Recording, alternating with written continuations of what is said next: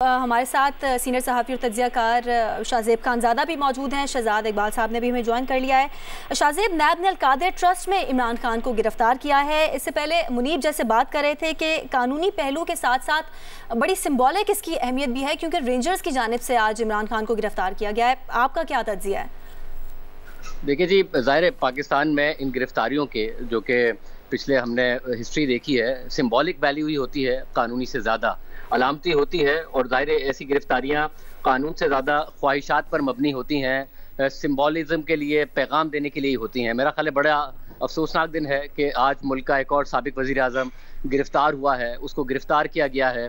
हम बार बार अपने प्रोग्राम में भी ये बात वाज़ेह करते रहे हैं कि गिरफ्तारियां इस मुल्क में शौक पर होती हैं। अगर मेरिट पर केस साबित करना हो तो किसी लीडर को गिरफ्तार करने की ज़रूरत नहीं है। अगर खतरा है वो भाग जाएगा, ईसीएल में नाम डाल दें, मगर मेरिट पर कार्रवाई करें, बजाय इसके कि गिरफ्तारियों के शौक पूरे किए जाएं। और मुल्क के कितने साबिक वज़ीर आज़म हैं या फिर वज़ीर आज़म हैं जिन्हें गिरफ्तार किया जाएगा और एक पैगाम दिया जाएगा बाकी सबको कि देखें हम किसी को भी गिरफ्तार कर सकते हैं। तो गिरफ्तारियां तो इस मुल्क में ऐसे ही हुई हैं। इमरान खान साहब की गिरफ्तारी भी उसी तरीके से अफसोसनाक है। लेकिन इस केस में ज़ाहिर है, जब मैं ये कह रहा हूँ कि आप ट्रायल करें और साबित करें बजाय इसके कि गिरफ्तार करें, क्योंकि जब गिरफ्तारियां होती हैं तो लगता है कि आप मेरिट पर केस का फैसला नहीं करना चाहते हैं, सिर्फ पैगाम देना चाहते हैं, क्योंकि इस केस में मेरिट पर बहुत कुछ मौजूद है। इमरान खान साहब ने हमेशा ये कहा है कि मैं मुल्क की लूटी हुई दौलत वापस लेकर आऊंगा। जाहिर है वो कहते थे शरीफ खानदान के बारे में, पीपल्स पार्टी के बारे में, मगर उनके पूरे दौर में सिर्फ एक ही 190 मिलियन पाउंड पकड़े गए, वो भी बरतानिया की नेशनल क्राइम एजेंसी ने पकड़े, और वो मुल्क को वापस दिए उन्होंने 190 मिलियन पाउंड, यानी 50 अरब रुपए तकरीबन उस वक्त की करेंसी के मुताबिक। मगर इमरान खान साहब ने बजाय इसके कि वो पैसा कौमी खजाने में डालते, वो उसी बिजनेस टाइकून की जेब में डाल दिया, क्योंकि उसकी सुप्रीम कोर्ट में सेटलमेंट चल रही थी। फिर इमरान खान ने उसका काबीना से अप्रूवल लिया, और इमरान खान की काबीना के वजीर बाकायदा तौर पर डॉक्टर शीरी मजारी साहिबा ने उस वक्त काबीना में कहा कि ये बंद लिफाफे पर हमसे दस्तखत क्यों करा रहे हैं। तो कहा गया कि नहीं जी, बड़ा अहम मामला है, दस्तखत कर दें। ये सारी बातें इमरान खान साहब की काबीना के वजीर फैसल बाउडा ने आकर बताई कि हमें बंद लिफाफे में शहजाद अकबर के कहने पर किस तरीके से दस्तखत कराए गए। तो इस केस में मेरिट मौजूद है, क्योंकि फिर उसी बिजनेस टाइकून से अल-कादरी ट्रस्ट के लिए इमरान खान साहब ने जमीन ली, और उस जमीन की ट्रस्टी इमरान खान साहब हैं और उनकी अहलिया बुशरा बीबी हैं, और उसी बिजनेस टाइकून से उस ट्रस्ट को चलाने के लिए बाद में इमदाद भी ली जाती रही। फिर फरा बीबी साहिबा इन्वॉल्व होती हैं और जमीन का एक वाकया सामने आता है।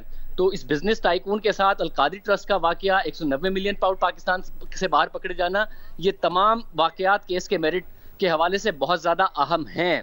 और दूसरी ये बात बड़ी अहम है कि नैब ने ज़ाहिर इमरान खान साहब को नोटिस किए थे, मगर इमरान खान साहब उसमें पेश नहीं हो रहे थे। उन्हें ताउन करना चाहिए था, उनकी तरफ से ताउन नहीं किया गया, जो कि नैब का मौक़िफ़ है।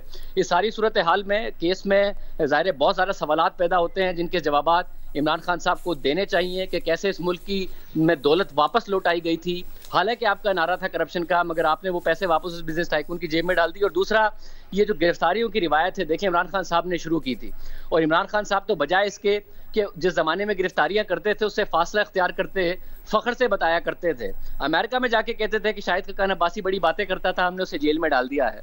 अमेरिका में जो हमारे बैरून मुल्क मकीन पाकिस्तानी हैं, जो वहाँ पर तो बड़ी बात करते हैं कि जी ह्यूमन राइट्स की वैल्यूज़ होनी चाहिए, आज भी आवाज़ उठा रहे हैं, वहाँ के लिए बड़ी आवाज़ उठाते हैं। मगर वो तालियां बजा रहे थे जब इमरान खान साहब बता रहे थे कि मैं वापस जाके ये जो मेरे आसिफ जरदारी है और नवाज शरीफ है, इनके जो कमरे हैं वहाँ से एसी निकालूंगा और वहाँ से मैं टीवी निकालूंगा, और हमने शाहिद खान अब्बासी को जेल में डाल दिया, तो वो तालियां बजा रहे होते थे। इतनी ह्यूमन राइट्स की वो कदर करते हैं। तो खान साहब ने जितना फ़ख्र किया, और खान साहब ने जो लिस्ट बना के रखी हुई थी कि मीडिया मेरे बात को, अगर मेरी बात नहीं मानेगा तो उसे जेल में डालूंगा, इस मुल्क के सबसे बड़े मीडिया हाउस के जो मालिक हैं मीर शकीलुर रहमान, उन्हें उठाकर जेल में डाल दिया। अगर और कोई बात नहीं मानेगा, ख्वाजा आसिफ को जेल में डालना है। अगर नैब के जरिए काबू नहीं आ रहा है तो किस तरीके से काबू करना है, तो उसके लिए बशीर मेमन ने बताया, जो DGFIA थे।